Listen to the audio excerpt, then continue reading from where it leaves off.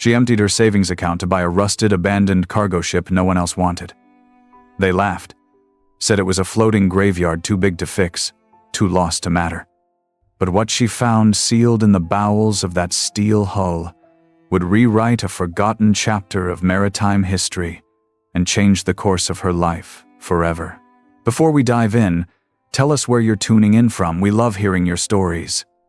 And if tales of grit, discovery, and second chances speak to you, hit that subscribe button, because tomorrow's story might just be even more unbelievable than this one.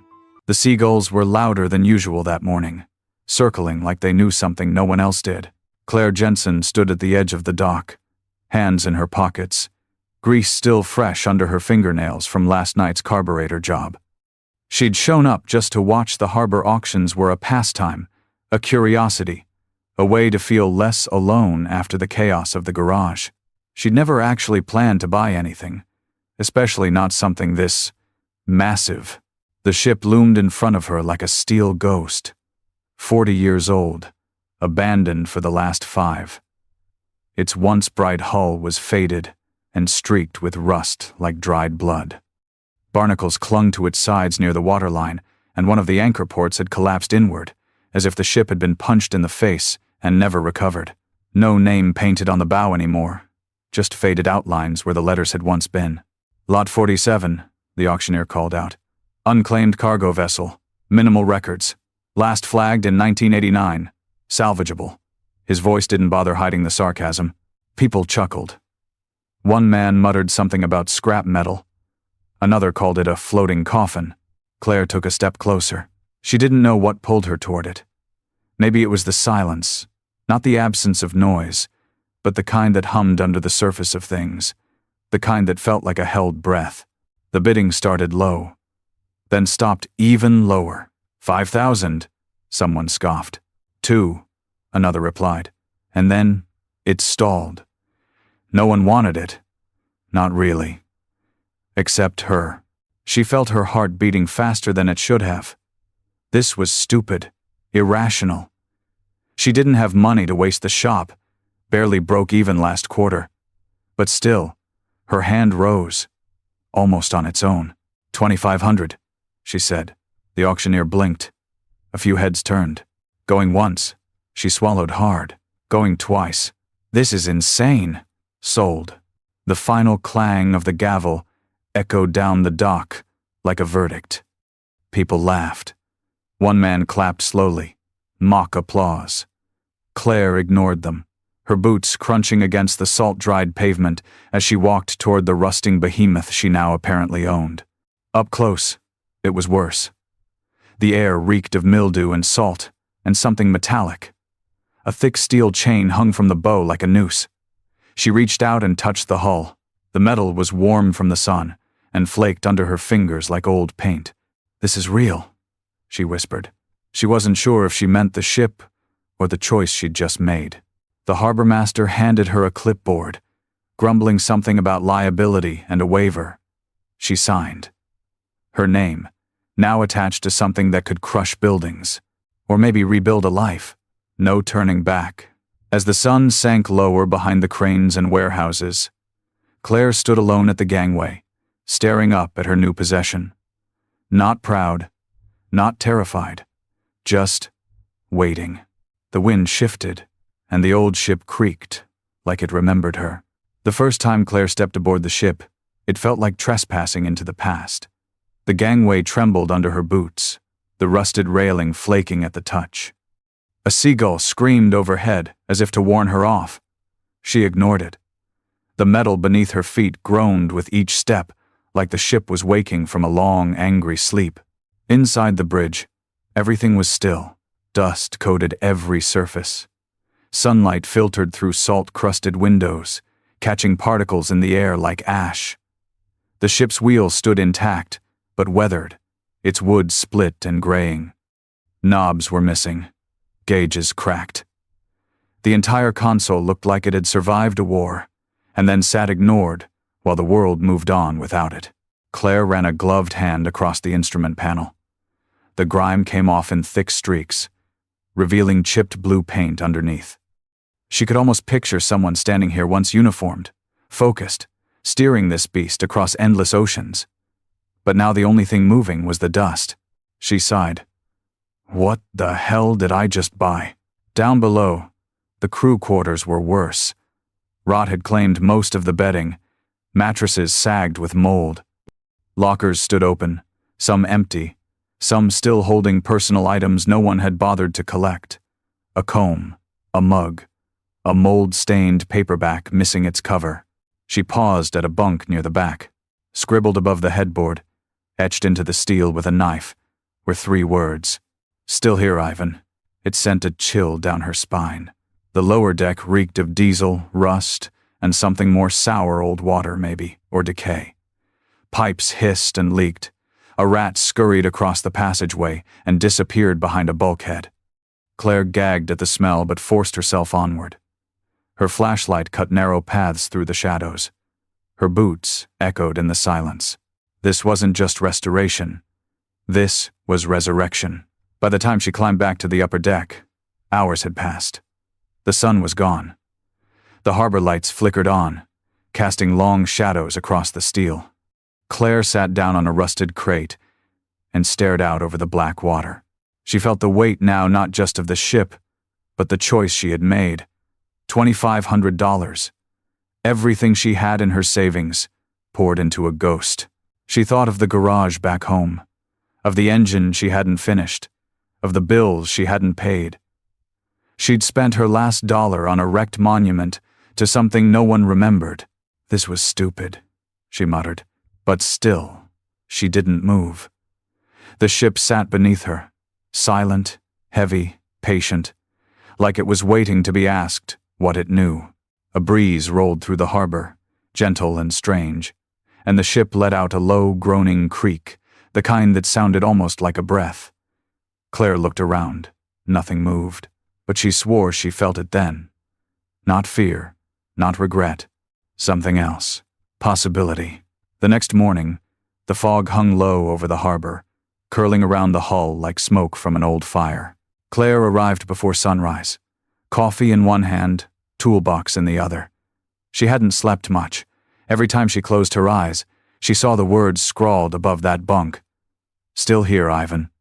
The kind of message that didn't feel like graffiti, but like a memory refusing to fade. She climbed the gangway again, this time with purpose. The air inside the ship was colder than it should have been. Moisture dripped from the overhead pipes, each drop echoing like a ticking clock. Somewhere below, a loose cable clanged against steel in rhythm with the waves outside. Her flashlight beam traced the walls as she moved through the lower decks. She stopped at a corroded ladder, leading down to the hold, the belly of the ship. The metal rungs were slick, and her boots slipped twice before she reached the bottom. The air was thick, stale. She could taste salt and rot on her tongue. The beam of light swept across the cavernous space crates, barrels, tangled ropes, and a layer of grime thick enough to write her name in. Most of the cargo had been stripped years ago, likely sold for scrap, but something about the far corner of the hold caught her eye. A bulkhead wall with mismatched plating. The welds were newer, cleaner, too clean for a ship this old. She knelt beside it, running her gloved hand along the seams. The steel felt different, reinforced maybe. She tapped it with a wrench. The echo was hollow but not empty. There was something behind it. Why would anyone seal off a section of a cargo hold? She whispered. Her flashlight flickered. Once, twice, then steadied again. Claire stood, pulling her crowbar from the tool bag. The first strike barely left a mark. The second tore away a sliver of rusted edge, and by the fifth, she'd opened a small gap just wide enough to see darkness inside. Real darkness. Not shadow, but absence. She pried harder until the steel peeled back, with a metallic shriek that made her teeth ache. Dust poured out like smoke. She shined the flashlight through the hole and froze. Inside was another chamber, small, maybe 12 feet wide, perfectly sealed. On the floor, rows of wooden crates stacked neatly, each one stenciled with faded letters. Property of Section 7. Her heart kicked into overdrive. She squeezed through the opening, landing on the other side with a hollow thud. The air smelled like oil and paper. Her light swept across the crates again, some split open, revealing bundles wrapped in canvas. Others were untouched.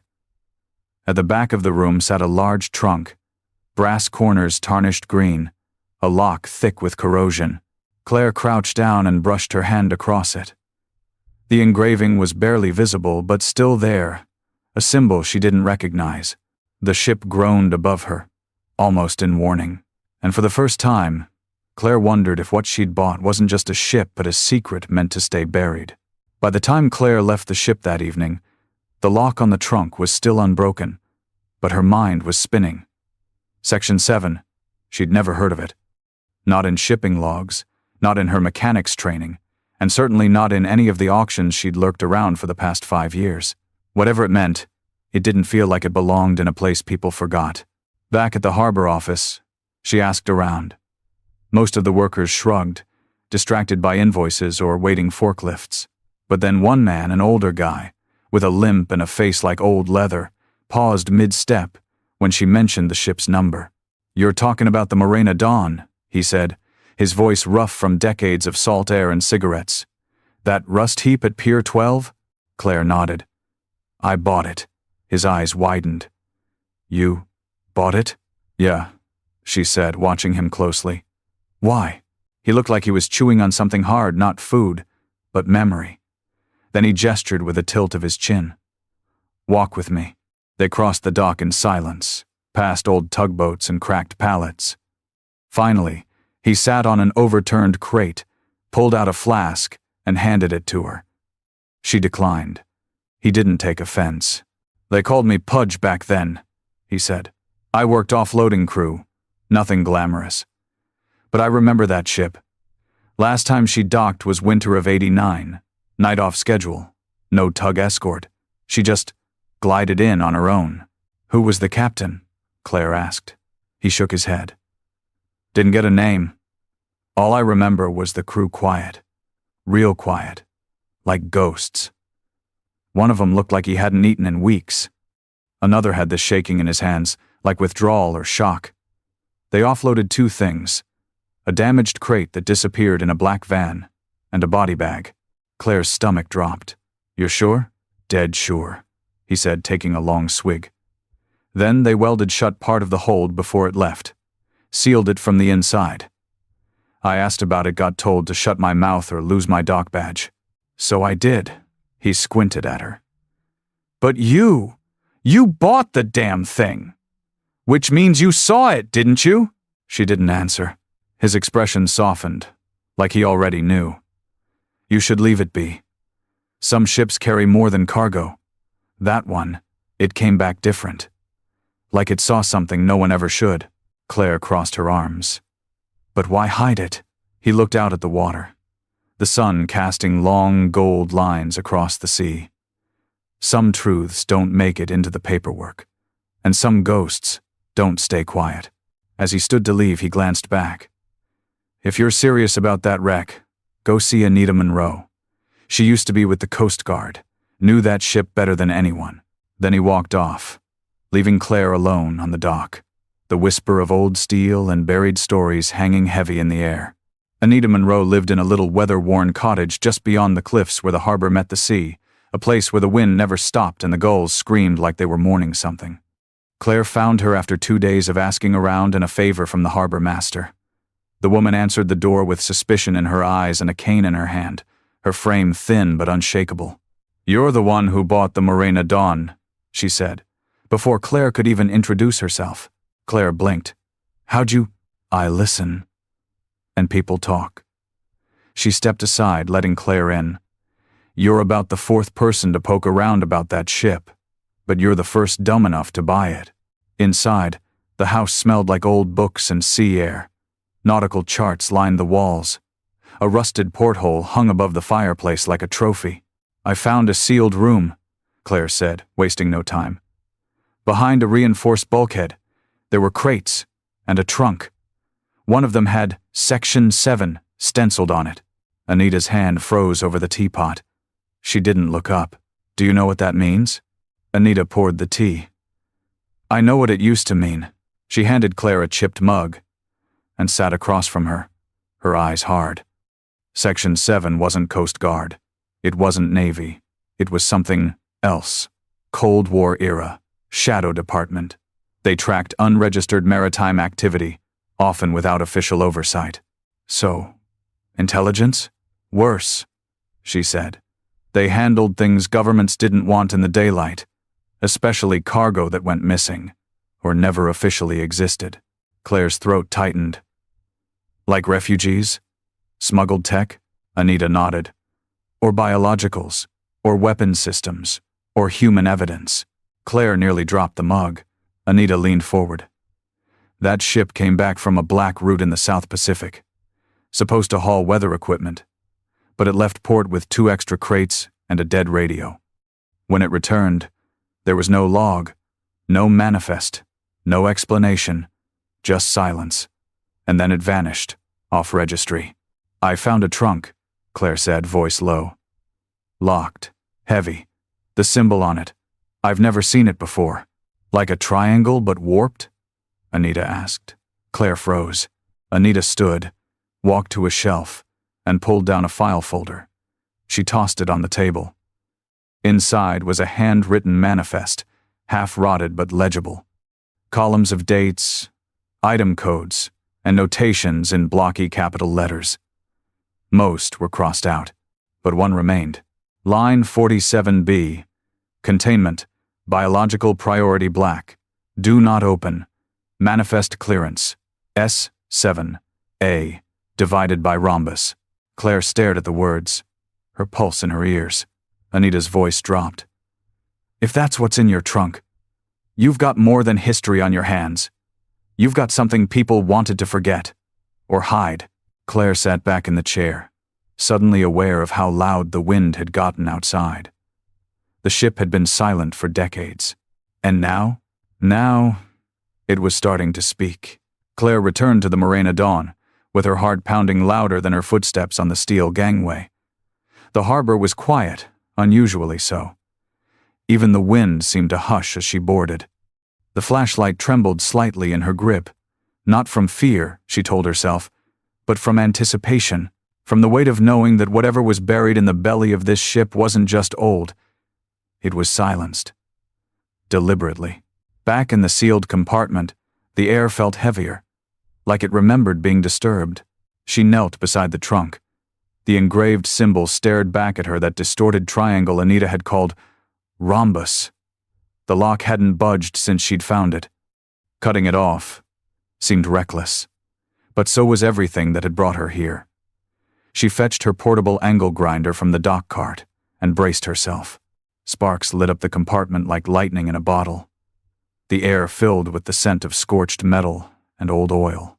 After a few tense minutes, the lock groaned and gave way with a jolt that echoed into the darkness like a warning shot. Inside the trunk, she found not a biohazard but a safe, square, steel. Bolted into the bottom of the trunk. Its front was matte black, no handle, only a keypad so old its buttons had faded to pale gray. Someone had clearly gone to great lengths to protect whatever was inside and to keep it from prying hands. Claire stared at it, breathing hard. No code, no clue. But then she noticed something, a thin envelope, tucked into the side wall of the trunk's interior, sealed with red wax. She slid it out, broke the seal carefully, and unfolded the brittle paper. Inside, there was a short note, written in a sharp, slanted script. If this has found you, know that silence is no longer safety. Use 1947, and do not destroy the logs. They will want to rewrite what happened. Don't let them. Below the message was a signature she couldn't decipher, just 2 initials. A.M.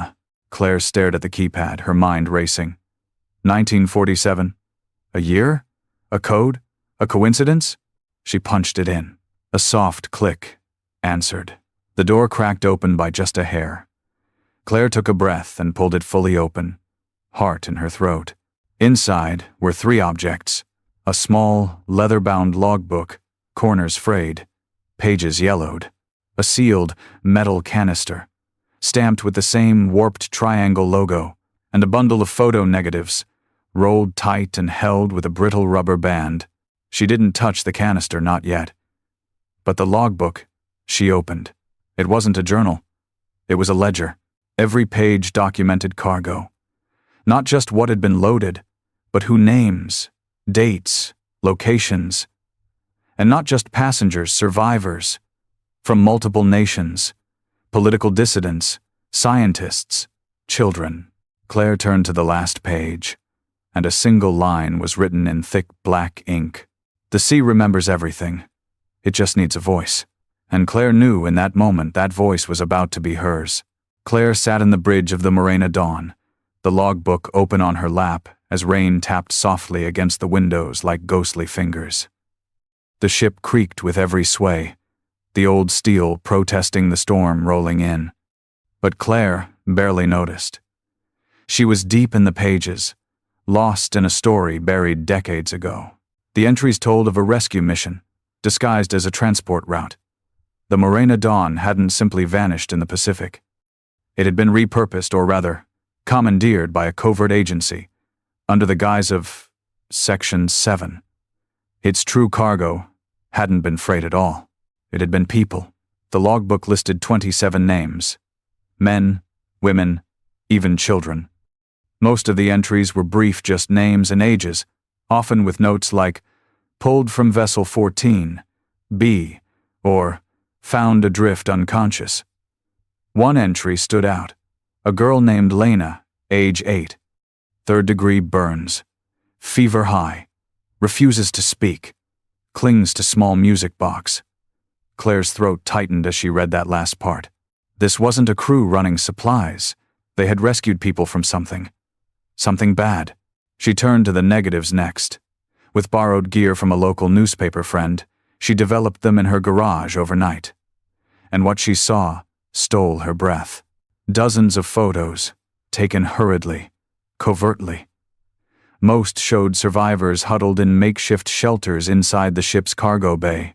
Bandaged limbs, hollow eyes. A girl with a burn across her face, clutching a tiny music box. It had to be Lena. Other images showed the ship's interior, a specific crate marked Bio 47, being guarded by 2 men in black uniforms with no insignia. One photo caught something chilling. A man, blurred in motion, holding a folder with a red triangle sealed the same symbol from the safe. It was all real. Claire knew she couldn't keep this quiet. She packaged the negatives and copies of the logbook entries and reached out to Elena Sato, a respected investigative journalist known for exposing government cover-ups. Within 24 hours, Elena was at the ship, standing beside Claire in the shadow of the rusted hull. As the wind howled around them, Claire showed her everything. The trunk, the logbook, the canister still sealed. Elena's face shifted from skepticism to shock. "This isn't just a ship," she whispered. "It's evidence." Days later, the story broke. Forgotten rescue. Mechanic uncovers Cold War. Era operation aboard derelict ship. Photos, names, records all published. Families of the rescued came forward. Survivors, some still living, contacted the press. The story went viral in hours, international by morning. But headlines come with shadows. 2 days after the story aired, Claire's shop was broken into. Her files rifled through. The ship's gangway cut loose. And one night, a black SUV idled outside her garage for hours before disappearing into the night. Still, Claire stood firm, because now the world knew. And some stories, once surfaced, can't be sunk again. The first morning after the story aired, Claire's phone wouldn't stop buzzing. Voicemails from strangers, emails from journalists, news vans circling the harbor like vultures with camera drones. Her name was suddenly everywhere. Claire Jensen, the mechanic who uncovered a Cold War ghost ship. The local paper called her a hero. The national networks branded her a whistleblower. But Claire didn't feel like either. She just felt exposed. Even the ship seemed to sense it. The Morena Dawn, long silent, now felt restless, like every echo of a footstep inside had a new weight to it. People came in waves. Historians, reporters. A group of retired veterans who stood at the gangway in silent reverence, one of them quietly whispering, "I remember this ship." Claire kept close to the deck when they came, watching, listening, documenting. She wasn't about to hand this over and walk away. But not everyone who showed up came with cameras or kind intentions. 3 days after the story aired, she got a visit from a man in a charcoal suit. No badge, no agency name, just a polite smile that didn't reach his eyes. "Miss Jensen," he said, "I'm here to talk about what you found on that vessel." She folded her arms. "Everything I found is public now." His smile stayed. "Yes, unfortunately." He handed her a folder. Inside were copies of government documents redacted to near uselessness and a request to cease her access to the Morena Dawn until an official federal review could be conducted. "You're trying to bury it again," she said, voice cold. "We're trying to prevent misinformation," he replied smoothly. "Some of what you've released could be dangerous if misinterpreted." Claire stepped forward. "You had decades to tell this story." "You didn't. I did." The agent, if that's what he was, didn't flinch. "Then I hope you're ready for what happens when stories become weapons." That night, her shop was vandalized. Windows shattered. "Liar" sprayed across her garage door in red paint. Claire stood staring at it for a long time, her breath fogging in the cold. It wasn't just about her now. The weight of that ship, of what it carried, was pushing back, but she didn't step away. Instead, she leaned in. She held a press conference on the deck of the Morena Dawn. Elena Sato stood beside her. So did 2 of the original survivors, now elderly, frail, but defiant. One of them, a woman named Mira Devik, held up the music box from the photos. The same one little Lena had clung to. "I was that girl," she said into the microphone. "And this ship saved my life." The crowd was silent. Even the wind stilled. Claire took the mic. "This ship carried more than people. It carried truth. And now that truth has surfaced, it belongs to all of us." The moment went viral. Again. But Claire knew the hardest part wasn't going viral. It was what would come next. They found him in a care home in Delaware, tucked between 2 forgotten highways and a boarded-up diner. Captain Elias Monroe, 92 years old, nearly deaf, mostly silent. The last known living crew member of the Morena Dawn.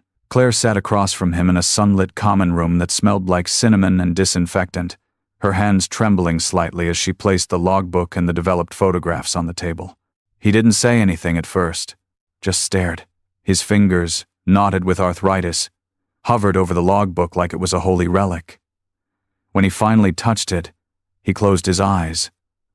"I thought this was all burned," he murmured. "You were the captain," Claire said softly. He nodded, barely. "Not at the beginning. I came aboard after things changed." "What things?" she asked.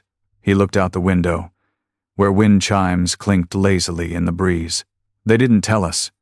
We were just supposed to run a recovery op. Said it was storm damage, that there were survivors. We weren't told about the other cargo." Claire leaned in. "The canister?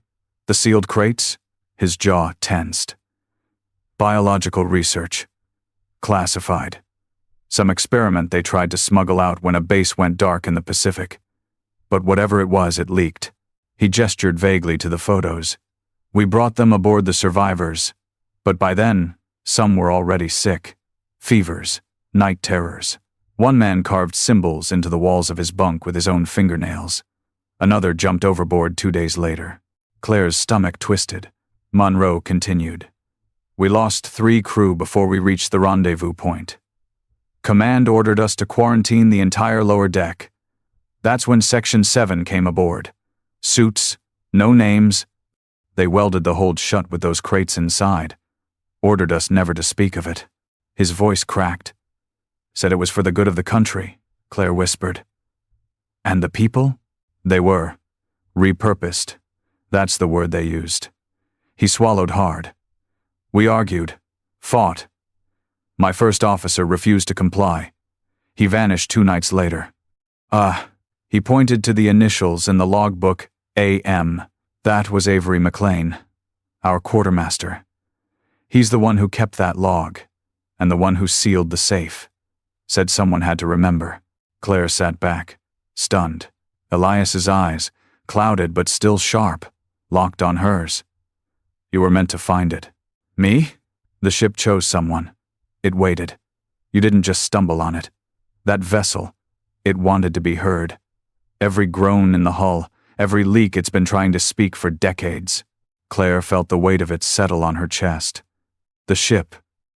The story. The silence that had stretched too long. Elias reached out and took her hand, his grip surprisingly firm. Tell it right, he said. Don't let them silence it again. She nodded, tears burning in the corners of her eyes. And for the first time since boarding the Morena Dawn, she understood. This wasn't just about revealing history. It was about giving the voiceless a final word. The Morena Dawn sat tall now, no longer a rusted ghost tethered to the past, but something reborn, a monument floating on memory. The scaffolding had come down just days ago. Fresh paint lined her hull, her name stenciled, boldly in white, across a deep navy blue bow. But more than steel had been restored. Claire stood on the dock in the early morning light, watching as visitors stepped cautiously onto the gangway. Children, veterans, historians, survivors. Some came with flowers. Others came with questions. All came with a kind of reverence that Claire hadn't expected but deeply felt. It had taken months. Donations, grants, sleepless nights. Elena Sato's coverage helped spark a wave of national support. A foundation was formed, a museum committee established. But none of it would have happened without the fire that had taken root in Claire's chest the moment she opened that trunk. She hadn't just fixed a ship, she'd given it purpose again. Inside, the cargo hold had been transformed. Crates remained where they were found, carefully preserved behind glass. The logbook rested beneath a spotlight. The negatives, developed and displayed with captions. A photo of Lena, now Miradevic, stood beside a display of her music box, playing soft notes that echoed through the room. And at the heart of the exhibit, the safe. Still sealed. Not out of fear, but respect. Some things, Claire decided, didn't need to be opened to be understood. A plaque beneath it read, "Not everything we rescue can be measured in pounds or pieces. Some rescues are of memory, of truth." Outside, beneath the bridge, Claire met Elias Monroe one last time. He sat in a wheelchair, bundled in a coat too big for him, but his eyes sparkled with the same sharp clarity she'd seen weeks before. "She looks like she remembers herself," he whispered. "She should," Claire said. "She finally has her story back." Elias smiled, then pressed something into her hand, a small object wrapped in cloth. She unwrapped it gently. A tarnished brass compass, its needle still twitching. "Was mine," he said. "But I think it was always meant for her." Claire clutched it tightly. "Thank you for trusting me." He looked out at the ship. It was never about trust. It was about time. That night, as the final guests trickled out and the dock lights flickered on, Claire stood alone on the bridge. Her reflection wavered in the glass. No longer the grease-stained mechanic scraping by, but someone else entirely. A keeper of legacy, a witness to history. She placed the compass on the ship's console, right beside the restored wheel. Then she sat in the captain's chair, her hands resting gently on the armrests.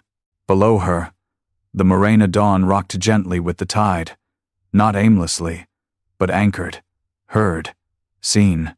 And for the first time in her life, Claire Jensen didn't feel like she was fixing something broken. She felt like she was building something that would outlive her, something that finally had a voice.